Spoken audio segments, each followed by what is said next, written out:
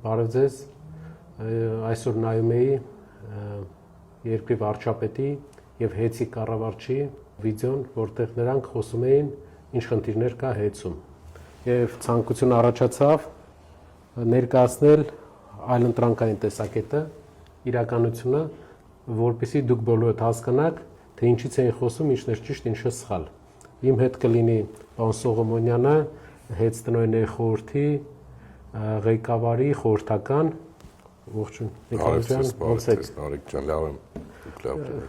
եկեք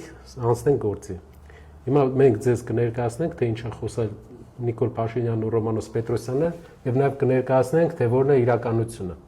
Ինչու ենք էսի անում մենք, որովհետև երբ նայում ես վիդեոն, դու sense կասկած առաջանում մոտդ, սկսում ես կասկածել, կարող է մի բան է ինչի։ Ուզում եմ կետ առ կետ անցնենք, որ բոլորը տեսնենք, թե որտեղ մի բան է ինչի։ Ի սկզբանե բարձր ղեկավարության, մասնաճյուղի տնօրենների, գլխավոր տնօրեն և տեղակալների կարգավճարները վերջիններիս կամովին հրաժարվելու արդյունքում մի քանի տասնյակ միլիոն դրամի խնայողություններ ձևավորվեցին։ Առաջինը պատում են նրա մասին, որ ՀԵՑ-ում աշխատավարձերը ցածր են ու իրենք ստանալով Սամվել Կարապետյանի կողմից աշխատավարձ, պարգևավճարներից հրաժարվել են և հնարավորություն են ստեղծել աշխատավարձ բարձրացնել։ Հարգելի հայրենակիցներ, ՀԵՑ-ում աշխատավարձը որոշում է հանրային ծառայությունների կարգավորող հանձնաժողովը, որը արգելում է